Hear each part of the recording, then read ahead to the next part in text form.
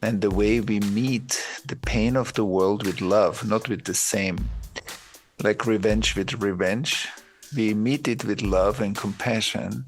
That's the way how the state of the world can be changed into something new. That's how also the collective is waking up in it more and more. And I believe we are living in a time of collective awakening, and this is the moment.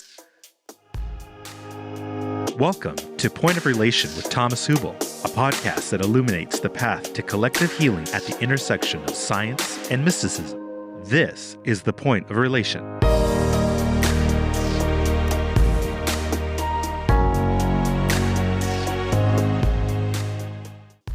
Matthew Green is a journalist and co-host of What is Collective Healing, a podcast presented by the Pocket Project.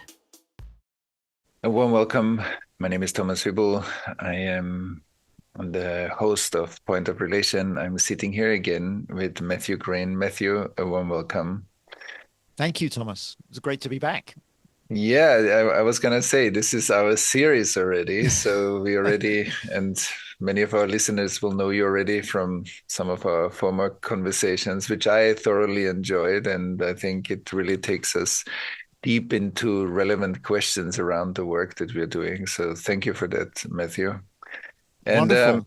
I will hand it back to you, maybe to start us off with what we're going to look at today. Well, I feel I'm sitting here in a very privileged position, obviously having been a student of yours for 4 or even 5 years now. I realized when I took the first online course, I think it was Building Healing Communities. And throughout that time, I've recognized that there are obviously many dimensions to your work, but the way I understand it, at least, I recognize the mystical stream with the emphasis on the importance of contemplation, meditation, of being present. We've done deep, silent retreats together over the years. And I often recognize echoes of other teachings around what I think of as an almost direct path to awakening. And in my understanding, at least, that path can offer us liberation from suffering, from attachment, from the trauma that we're carrying. But of course, that isn't the only thing you teach. You also lay a very heavy emphasis on the power of healing communities to come together and allow us as individuals to begin to release those frozen layers of our trauma history that occurred during our own biography, but also, and this was the real revelation to me, the intergenerational and collective layers that we're carrying without even realizing it. And that's where we see real process. We see people feeling strong affect. We see physical reactions sometimes. It can be really beautifully gentle work, very precise, but it can also be pretty intense. So how is it that these two poles work together? Are they different paths up the same mountain, or are they more integrated than that? I'd love you to speak on this topic. Yeah, so I think the emphasis is on the two-ness of this seemingly two parts, that the awakening work and the healing work seem to be two. And I think that that is exactly an effect of the trauma separation that we want to look at. Because eventually, as you said, this is one mountain, and we choose. So it's like when you hike up the mountain, there are most probably different paths up the mountain, and you can go from the south or from the north side of the mountain or from the east or the west, but you will find different trails leading you up, at least for a certain time. And I think that's the same when we look at the mountain as a metaphor for awakened consciousness. And that's why I would say, like, deep spiritual traditions usually have different practice areas, departments, so if you will, but they are all working together as one consciousness stream. And so we have the development of state consciousness, like to touch or tap into states of consciousness, non-dual state or causal state, subtle state, gross physical states. And so that's one practice dimension. Then there's another practice dimension that is connected to how we live our life, the way, the path. And the path, for many people, it seems like, oh, there's a path. Like when I walk up the mountain, there's a preformed path. When in fact, on the awakening mountain, the path is being created as we walk. So there's not a path that's already there that I just need to find. The process in me between karma and light creates a path. And the more I feel agency and the more I feel alignment, it's getting clearer to me that the path is being created in my life. And this is true for projects. It's true for anything we do in the world. It's a creative process. It's a creation. And so there's not a path that I need to find. It's like my life becomes a path. And obviously in the moment, it's walking. But when I turn around, I see, wow, I actually walk quite a path to get here. But in the moment, it's not that I see kilometers ahead where we are going. But there is a way of living, and that way of living is defined by what Buddhism would call the vows of the Bodhisattva, is to live a life with certain precepts or certain values and alignments and commitments. And those commitments are energy streams through our whole energy field or system. The more we align, for example, honesty, the more we align with honesty, the more light can flow through our nervous system.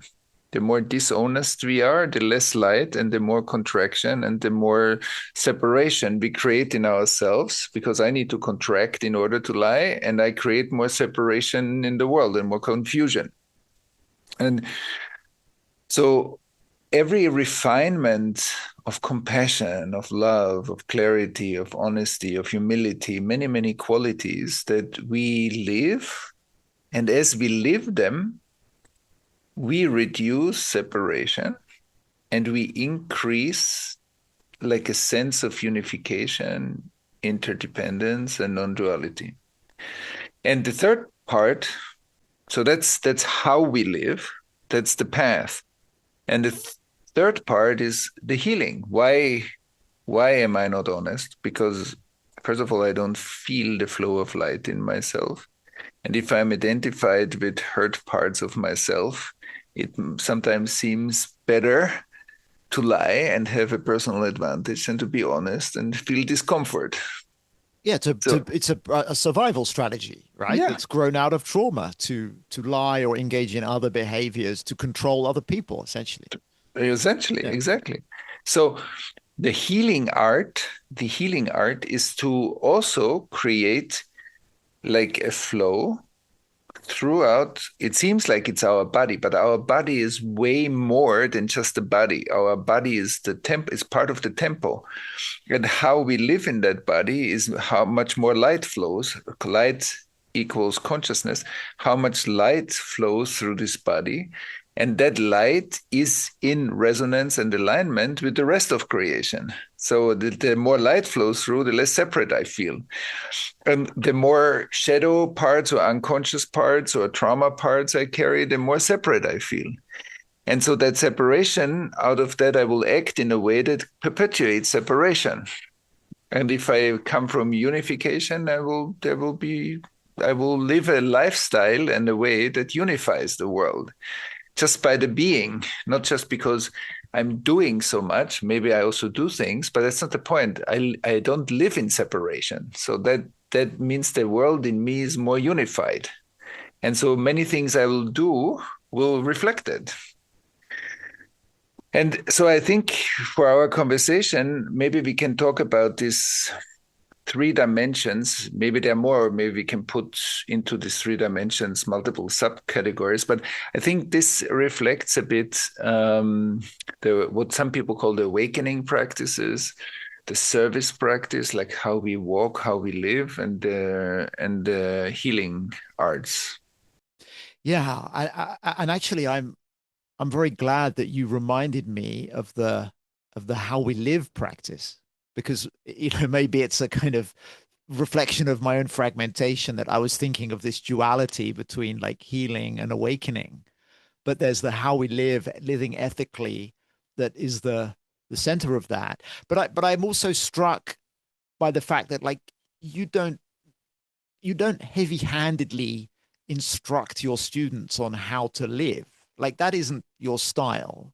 I mean, it becomes my experience is it becomes like more revealed actually through our experience of the healing work, like where we're in shadow or in behaviors that are not aligned, and perhaps where those behaviors have been passed down through our lineage or are part of the collectives that we're swimming in.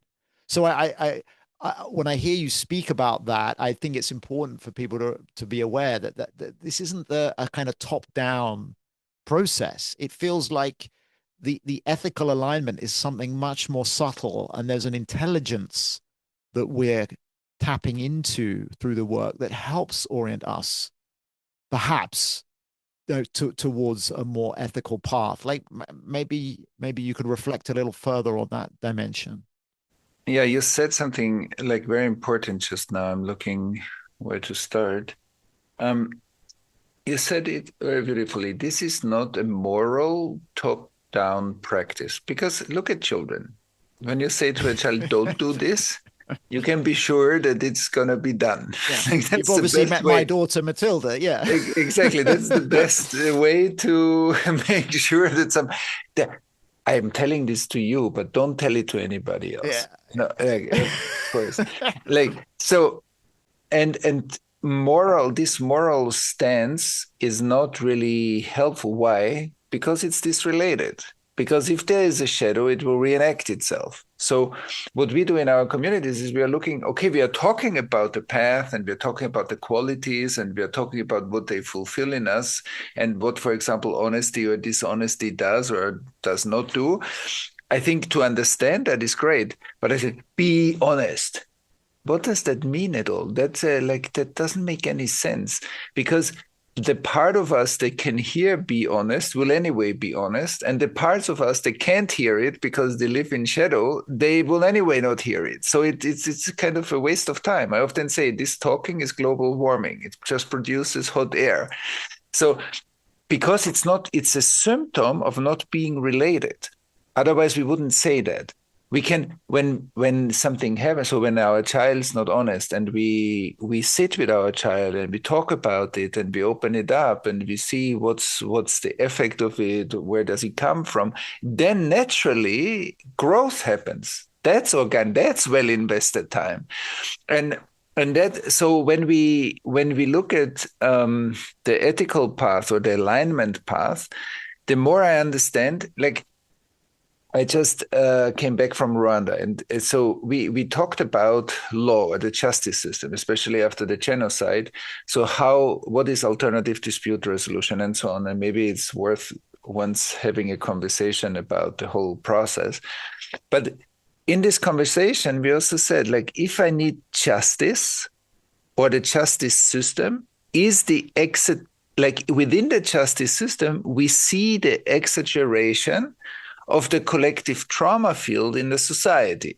So there we see most of the symptoms most prominent, or many of the symptoms most prominent. But often we try to either separate that part from society or try to work with it, and that's frustrating, because it's like there's a pressure here in the room, but it comes out over here like through a small pipe. And it Yeah, looks we're like dealing with the symptoms yeah, of these collective and ancestral layers that have been left unaddressed. Yeah.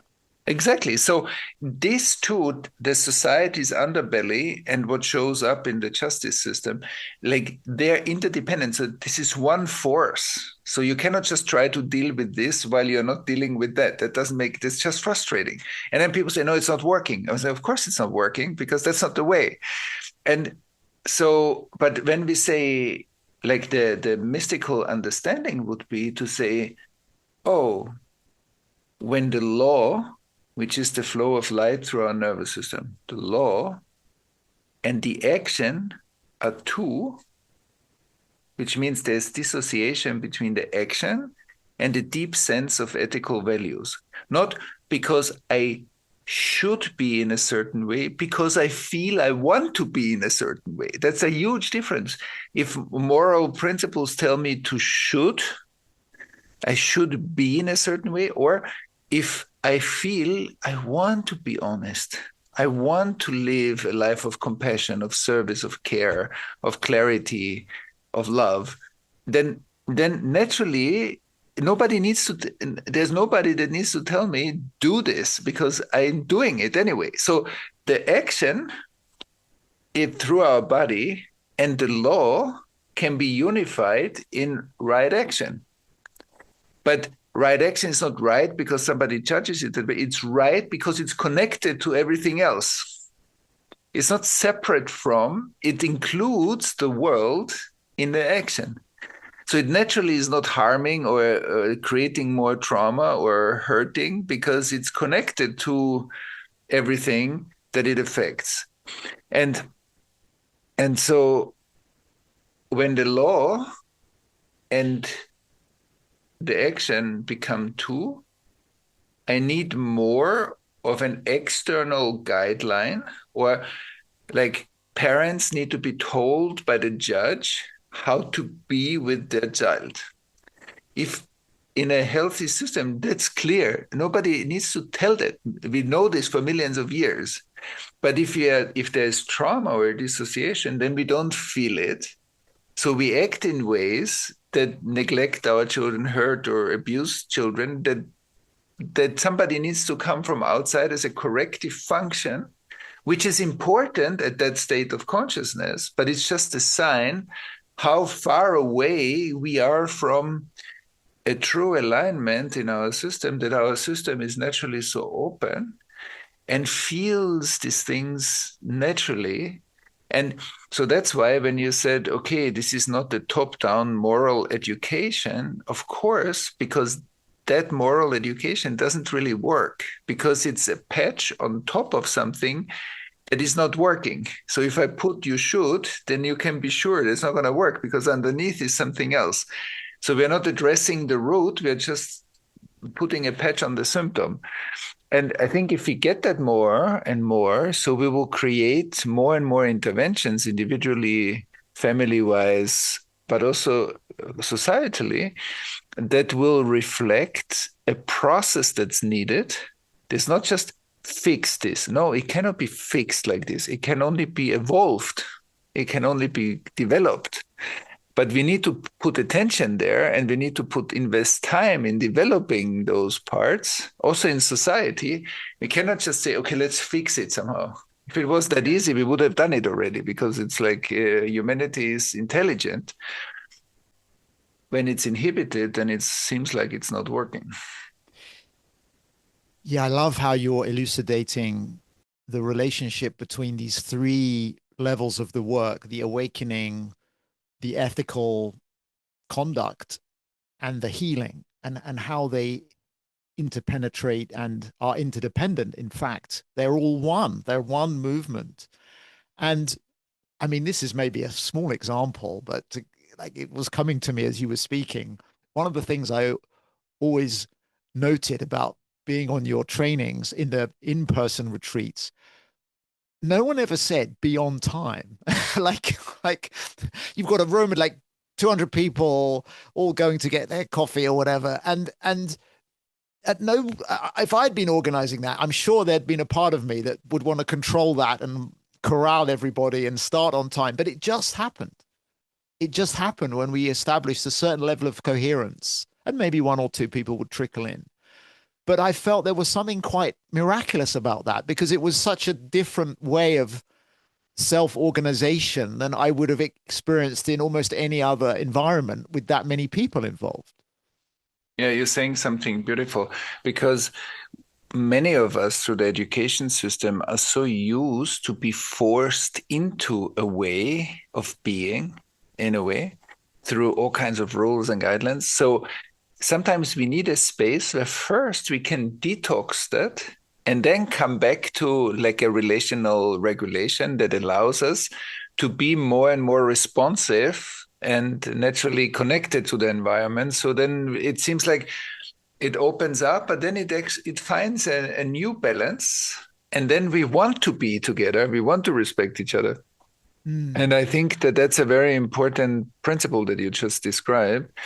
And also for many people, like having a space where I can come back to sense and feel myself and feel what is actually the authentic expression of my being. And that's something that needs to be supported and also given space to, that we can find out. So we also need to see what's the ecosystemic requirement of making enough space, not to push another, like put another push into development, because many children have experienced this. So when you push, the defense comes back and then there's a certain behavior. But if you allow it, then naturally we can center ourselves in a deeper sense of self. And that's not what we need to fulfill. That's not remote controlled by our outside or what we think people expect from us. That's more, okay, these are the creative impulses that arise in my system. This is the intelligence that arises in my system. And through my mature relational capacities, I can connect that to the world and include other people in the way I move. And so it's not a self-centered self-development. It is a relational self-development, but the relational is bigger in the mature self. So yeah, that's beautiful. Where is my life going? What feels like the flow at this point in my life? Where's my GPS taking me? Like when I get triggered, when I feel I get a bit more tight, I get stressed, I get faster, or when I'm open to listen to something that might be more subtle. That's why we call it the whisper. It's sometimes more subtle than the noise of our minds or the noise of the outer world. It needs like a finer, deeper listening, and it needs some dedicated attention. There's a practice phase until that inner connection becomes so embedded in our life that it doesn't take any time. But for many people, especially at the beginning of the practice, it takes some attention, cultivation, practice. And then we hear the whisper. We want to invite you to join Thomas's global online membership community, the Mystic Cafe, for a special 7-day collective practice event. It's called Listening to the Whisper of Your Soul, a 7-day journey to awake your divine spark. And it's designed to help you reclaim your inner wisdom and live a life aligned with your purpose. Through daily teachings, practical exercises, and a connected community, you'll learn how fear, stress, and old patterns hijack your attention, and learn how to gently reclaim it. Visit the link in this episode's show notes or go to www.mysticcafeonline.com to learn more and join us on this special journey. Yeah, and what was coming to me again as you were speaking was the way I've come to think about the work that we've done together, but healing work, like really authentic healing work more broadly, is it's bringing me back to who I really am. Like it's just simple as that, because I'm not who I thought I was. And that to me is the essence of the revelation, that all of the conditions you're describing allow to flower, like the lotus flower.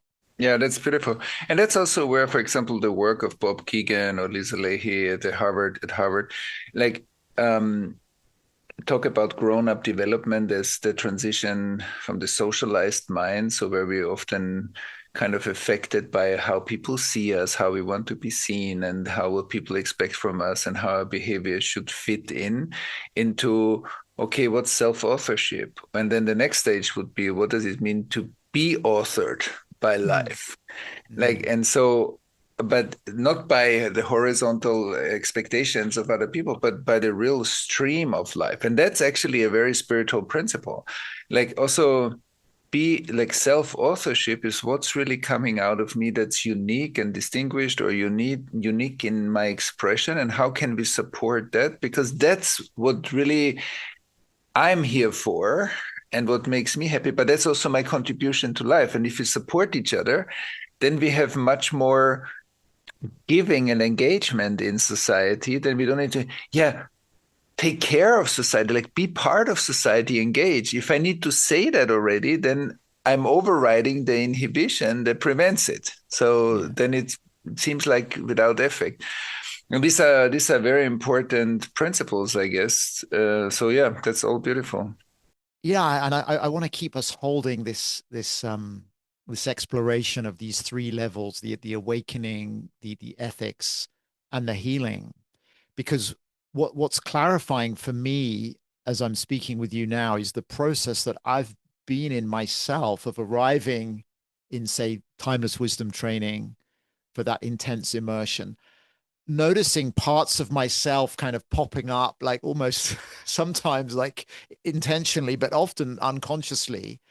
And it's tough work to be confronted with those shadow aspects or those frozen parts. And how that process, though, then to borrow your language, does allow this light to land. And I noticed myself very committed to offering other people these kinds of spaces, whether it's through the men's work, the Resonant Man, whether it's through the Pocket Project labs, the integration labs that are about to launch. I'm offering a lab on being British, exploring our colonial history and perpetration trauma. And of course, many of my fellow students are offering labs on a huge range of topics. Like in a sense, that's the process. But what I'm also noticing is that you need a kind of, like you would say, ecosystemic infrastructure or relational infrastructure to hold that. And I think so much of the mythology that we're brought up with is of the kind of individual genius or individual striving and achieving. But we can't do this work on our own. And that to me is another level of this revelation, is that my capacity to be myself and contribute is directly proportional to the community I have around me. And that's a beautiful realization, because it takes the pressure off in a way. The pressure is different. It's not all about me. It's about something bigger that I'm part of. Yeah, that's beautiful. And that in a way will be either the fourth pillar, or it will be the pool that hosts all the pillars, because community or sangha is true for the practice, for the meditation, it's true for how we live and how we serve, and it's true for the healing work.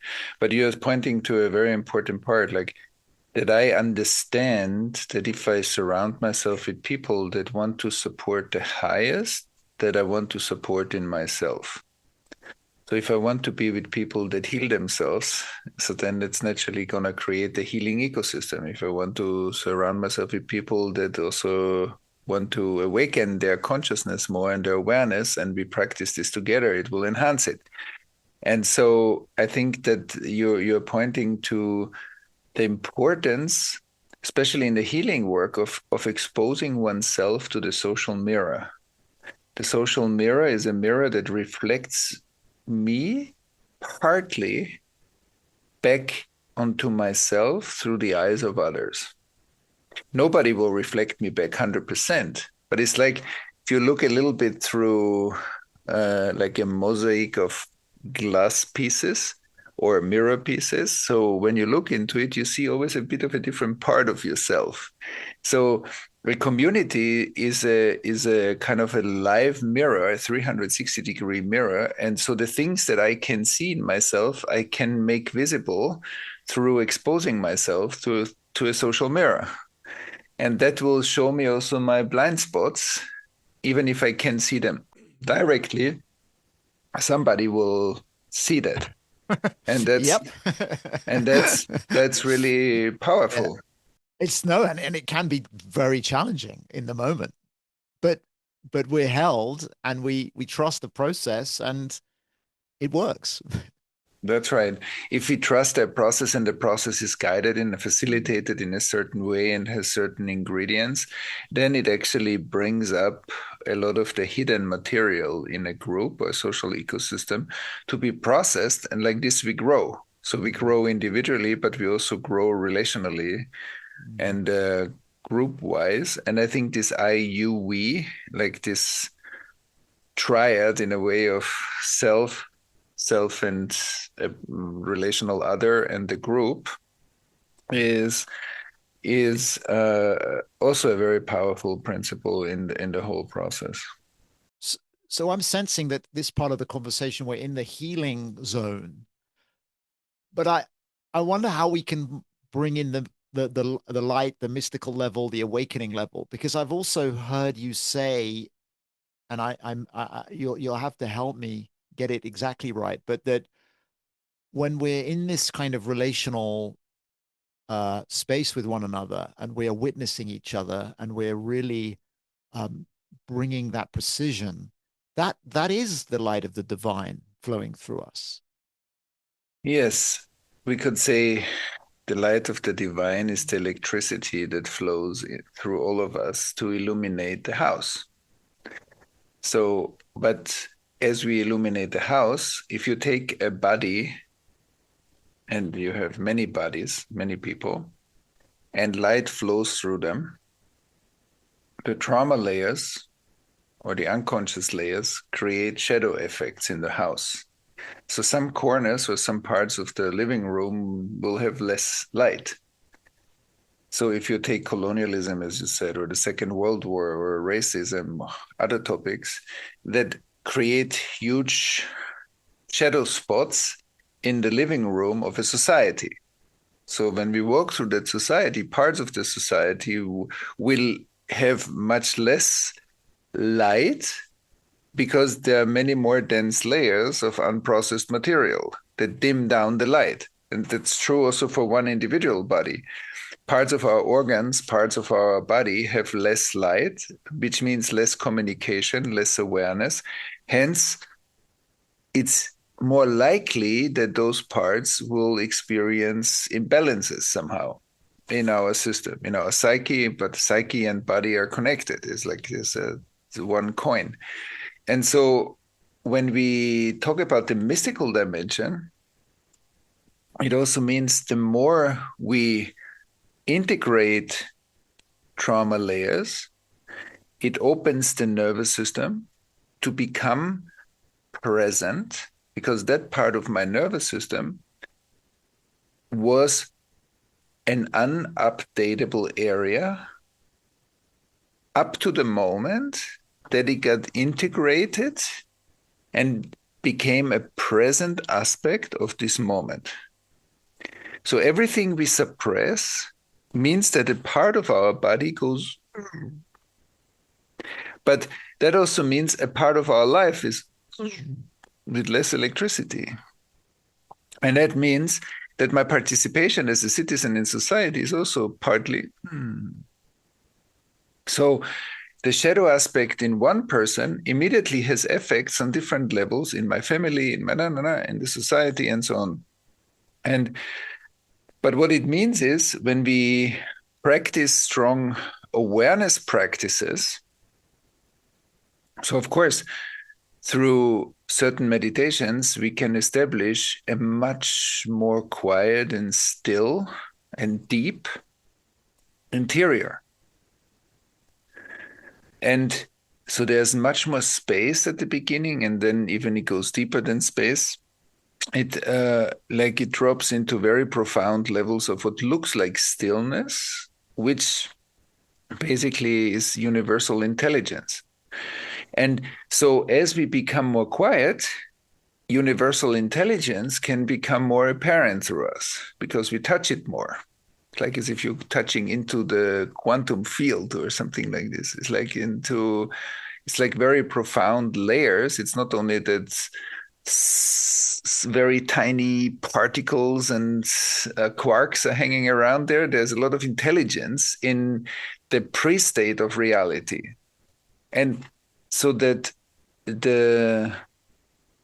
resting in the unformed nature of life can have a deep impact, even if it looks like it's just quiet or still or peaceful. But that peacefulness is plugged into something very profound.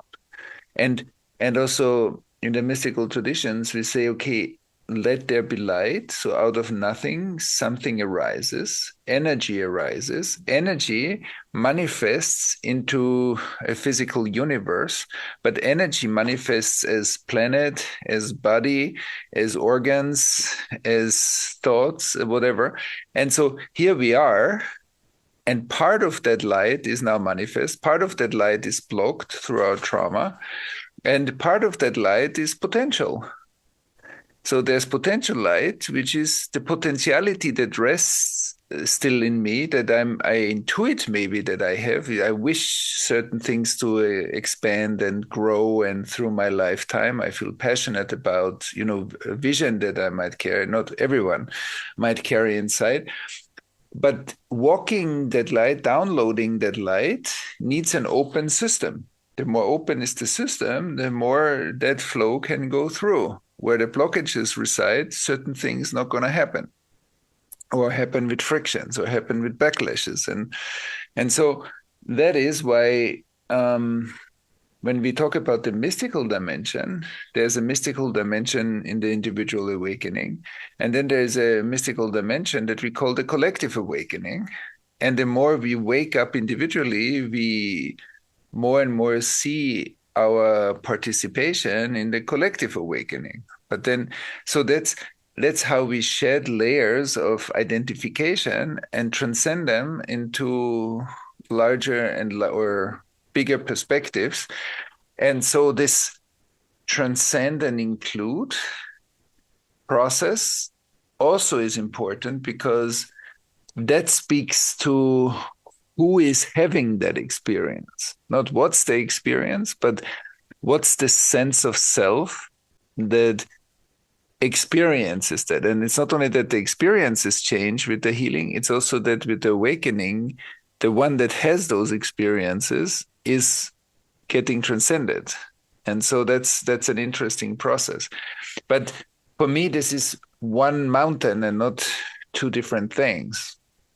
I think what's becoming clearer to me is actually exactly how I was seeing these two, like, let's say the awakening and the healing, as not to say in opposition exactly, but in parallel or separate. But what I'm beginning to understand more clearly is that they're in a constant dance almost. Because I mean, I could pick up a book on spirituality, and I could read it, and really some part of me resonates with what you've just been pointing at, which is the kind of perennial core of so many of these traditions. But I'm not going to be able to really feel it or receive it if I'm full of fragmentation. And at the same time, the light that is wanting to come through can be an ally, and in fact is, I guess, the transformative agent that can actually help those trauma residues to begin to dissolve. So we need both, I suppose, is the conclusion. Yes, because of course, some spiritual traditions teach very strongly awakening as a state. And that state is beyond our body. So some traditions teach how to, in a way, tap into those states, which is important. And this is an initiatory process. But most of the traditions, the traditions that grew over a long period of time, the mystical traditions speak about the initiatory process and the manifestation of that initiation. The manifestation of awake consciousness, even in the Buddhist, in the 10 ox images in the Buddhist tradition, you can see that one state of awakening or enlightenment is on the mountain, on the top of the mountain. But the last part is that monk coming back into the marketplace. What does that mean? It means we need a process of awakening, but awakening is partial if the awakened state and the world are not two. So living that state in the marketplace, living that wakefulness in daily life with everything that's happening, that needs to go through our body. So how to bring that light from a very high state through our embodiment, and there is where all the trauma sits. That's why often people have, yes, there were many teachers that came to the West and they had a state experience or a state realization, but confronted with daily life and teaching and traveling and being around, their shadows got activated. So then they went to therapy because they saw, that awakened state is not a remedy for those shadow elements. The opposite sometimes, it's a bypass. Because in that state, I don't feel that shadow because anyway, it's blissful, it's beautiful, it's silent, it's peaceful, it's open, great. But engaging in the world means all the levels of trauma are active. And if they have some resonance in my system, I get entangled unconsciously. So the manifestation is just a different way to speak about what modern trauma therapy says or what modern psychotherapy says, but those practices are partly described in different ways in shamanic or mystical traditions or indigenous traditions, like as healing arts, because we know already for thousands of years, like it's not the first time that we talk about healing when we say trauma. And so like a lot of our ancestors knew something similar too. They just had a different way to describe it and maybe less technology available. But there were deep masters throughout the history that could see these things or feel these things very deeply without X-ray and MRI and all this stuff. They could intuit. They knew, they had a knowing that this was how reality was structured, right? Exactly. And so now even the split between science and mystical knowledge, I think, is also the same two-ness. It's the same mountain. We just have different ways and approaches, and it seems still separate. But I'm sure the more we will walk along and have a dialogue, we'll see it's actually not separate. And so the manifestation part is very important because this is how collective awakening happens. Because only in living in the marketplace, we can bring the light of our realization and be the healing and realigning of the world so that the body of the divine, which is all of our bodies, all the universe matter, is in a way, and beyond the universes, is like, it's the alignment of energy flowing and sanctifying matter. And that is what life is. And so sanctifying matter is not that, it's so difficult to live in the world. And you hear often in spiritual communities, it's difficult. And all the unconscious people and the people that don't get it and the people that need to be convinced. And all of this is just shadow. It's like, it's the sign that it's hard. And it is hard if I don't want to feel the pain. But what happens if a nervous system wakes up? It wakes up to something. We're not just waking up. We are waking up to what before we were sleeping. And so as you become conscious of content. And so when you're blissed out in a state, you're not really conscious of you're just in a state. That's great. But many parts that are underneath, you don't feel. Because when you feel them, it's painful.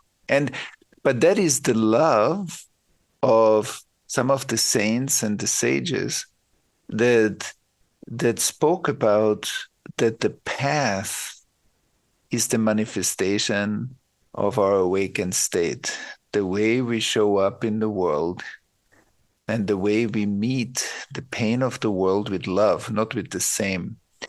Like revenge with revenge, we meet it with love and compassion. That's the way how the state of the world can be changed into something new. That's how also the collective is waking up in it more and more. And I believe we are living in a time of collective awakening. And this is the moment. So it needs more embodied light so that we can really ground a new state of consciousness as humanity. And that is also going to be the answer to some of the pressing issues that we see in the world. So that the pressing issues are a signpost that something needs to awaken or needs to be healed and awakened for us to change whatever we need to change. Yeah, and I'm reminded of an image that sometimes comes to me when I'm trying to write or talk about your work, healing work. And I think of one of those very like many-sided shapes, like an icosahedron or a 20-sided shape. And the doorway the side of the shape you often speak about is trauma. And maybe collective trauma is another little panel on the shape, and intergenerational trauma. But actually, what we're really talking about is this collective awakening. That feels like the real white hot core of what we're engaged in, even if that's not necessarily the first thing on the tin, to use another metaphor. That's right. That's all that it's about. Also, collective trauma work, collective healing all serves collective awakening. It serves that the state of consciousness of our collective wakes up to a new dimension. But that new dimension is a new version of our world that we don't know and that we cannot just predict by what we know. Maybe some people have visions and strong intuitions. That's a different mode of knowing, but the linear continuation of what we know is not going to be what we awaken into. And this is the something from nothing that you spoke about, right? That's right. That's the core of the mystical stream that we're inviting. That's right. And it also shows that creation is fluid. But the world of trauma/karma is fixated in the past. So we are walking around in a world that has chains of the unresolved past that dictate kind of compensatory rules as if they were true. And then we say, oh, the planet has finite resources, which seems logical, because if you measure the planet and you calculate all the stuff that's in there, then you say, yeah, of course it's right. But mystically seen would say, no, it's not right. We see only one version that is strongly defined or became hardened through the karma that create circumstances that look finite, fixated, limited, and so we say, oh, that's how the world is, instead of saying, no, wait a moment. That's how the world is in that state of consciousness. That's right. But that's not how the world is. The world can be many other forms, but that's how the world is right now. Right. And when we say, oh, by healing and opening that karmic precondition, like integrating our transgressions, basically. So when we live a life more in alignment with the light, that's why the path is so important, because it liquefies the world. The world becomes more fluid and shapeable. And then we all, through the light that we download possibilities that didn't exist before. So our light, and also the light that comes with the next generations of souls, that bring in new light. And then we say, wow, the next generation is already so much more developed. And of course, because the update is already there. And so when that light comes in, the world becomes bigger. And suddenly we have new scientific breakthroughs. We develop new energy resources. And then we say, oh, it's actually not that finite as we thought. And then the next innovation phase comes, and then the next innovation phase, and then say, wow, what we thought is reality and is limit is actually not true. When you include the updates and the growth, that app is not so small as it looked like before. It actually has many more functions suddenly that make it much, much more interesting. But it's very important that the past, which in traditions like the unresolved past as karma, or the hurt in the unresolved past as trauma, is creating a finite illusion of the world. But we cannot just say it's an illusion and dismiss it mentally, because if we don't take care of it, it's reality.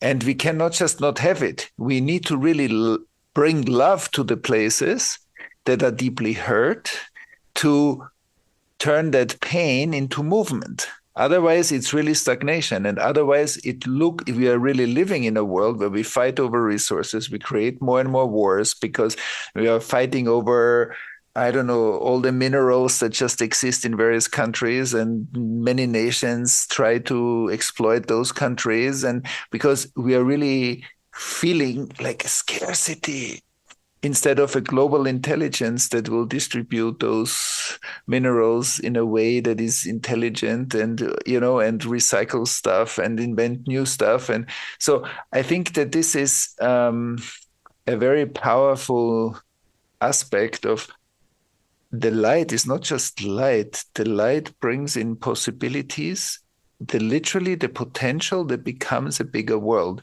It's like you form clay into more of the world. So that's how light, creativity becomes world, matter. Yeah, it's beautiful to acknowledge how this question around healing, and like so many of us start from our personal suffering, like how can I feel better? But as we walk this path, we begin to step into these much bigger questions around, like, I guess what I would think of as the nature of reality. Like, what is this that we're in? How does this work? And that, to me, is the emergent edge that you've brought me through. You've brought me to through your teaching, and which is what inspires me to be so engaged and committed to these practices and in building these communities, because it feels like it's through these communities we can land this light, this update. And I've heard it. I'm gonna risk making a mystical statement here, Thomas. So just give me a moment. I've heard it said that karma is finite, but the light actually is infinite. And that always inspires me in moments when I'm reading the news or I'm looking at the latest climate data and I'm really feeling like, wow, like there's no way out for us now. Light is infinite, but karma is finite. Is that an element Beautiful. of the teaching that you recognize? Yeah, because karma is frozen past, and it is finite because it's not part of the river, the flow of the river. It's rocks in the river. And so, like, as we liberate the rock and turn it into water, the water flow becomes more fluid. And so it's true that the light, the river, the flow is infinite because it's God's creation. It's limitless. And that is amazing. The more we remember limitless light, that is the most democratic, all accessible Starlink connection that exists on the planet, that nobody owns, nobody needs to pay for except your own life energy. You need to invest your chi into connecting to that light through your nervous system. We're all walking through in a nervous system. We all have life energy. And that infinite potential is accessible to everybody, no matter what's your socioeconomic status. Yeah, some of us in the world are so much threatened existentially that it seems like it's hard to even have resources or to learn how to connect. But we actually don't even need to learn it. We just need to open ourselves to the fact that there is limitless resource. And that's true no matter what's your race, that's what's your gender, what's your background, what's your religion. All the spiritual traditions are connected to the same source. And that is what is so unbelievable. We're talking even in monotheistic traditions, we are talking about one God, but then it seems like every tradition has the one God instead of it's one. It's like one. There are not multiple one gods. There is just the not two-ness of consciousness. And and the so when you speak about this limitless, this is very important because it says every kind of regime, every every attempt to control humans needs to do something, either put dogma in place or some kind of rule to not have any spirituality or whatever it is, because the spiritual outlet is democracy in action. And democracy means preserving human rights for everybody, dignity, respect, love, care, compassion. It's exactly the world that we want to live in. And everybody has access to it. There's nobody that can control that power outlet. And it's free. Is there like, so this is fascinating. Yeah, and what is like really hitting me in the heart is to hear the truth of this and also to recognize that somewhere in my ancestral tree and for millions or billions of people around the world, the same holds true. Something, if not cut that birthright, it impeded it. And for me, this is why we're offering a lab on being British. It's to look at the perpetration and the fragmentation that we carry, but it's also to look at that root. Like, where did we lose contact with this this natural birthright that I can feel like alive in me as you're speaking, but which is so often seemingly so far out of reach. And I've been in very dark places in my own life where this would have been meaningless to me. And yet at the same time, it was those moments that were the spur for me to walk this path. That's very beautiful, Matthew.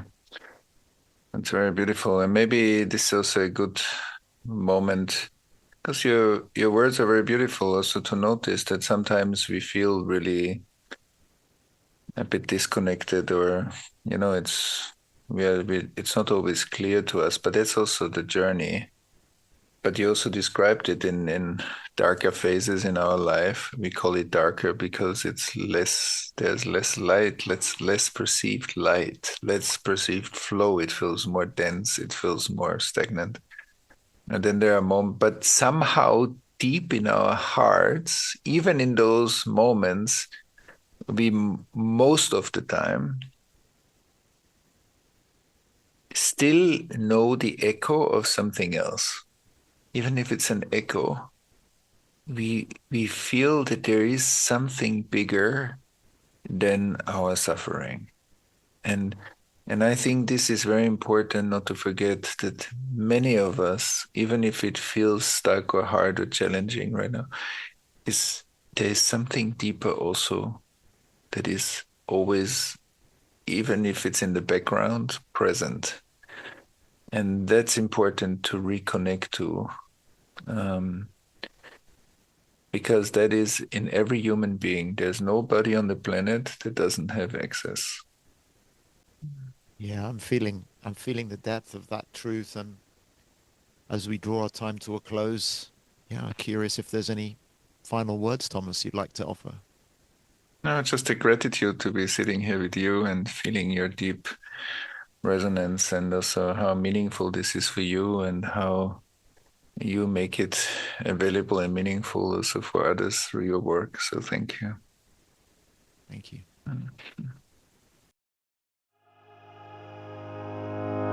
Thanks for listening to Point of Relation with Thomas Hübl. Stay connected and get updates about new episodes by visiting our website, pointofrelationpodcast.com, and by subscribing to the Thomas Hübl YouTube channel. If you enjoyed this video, please like it and share about us with your community on social media. Thank you. We appreciate your support.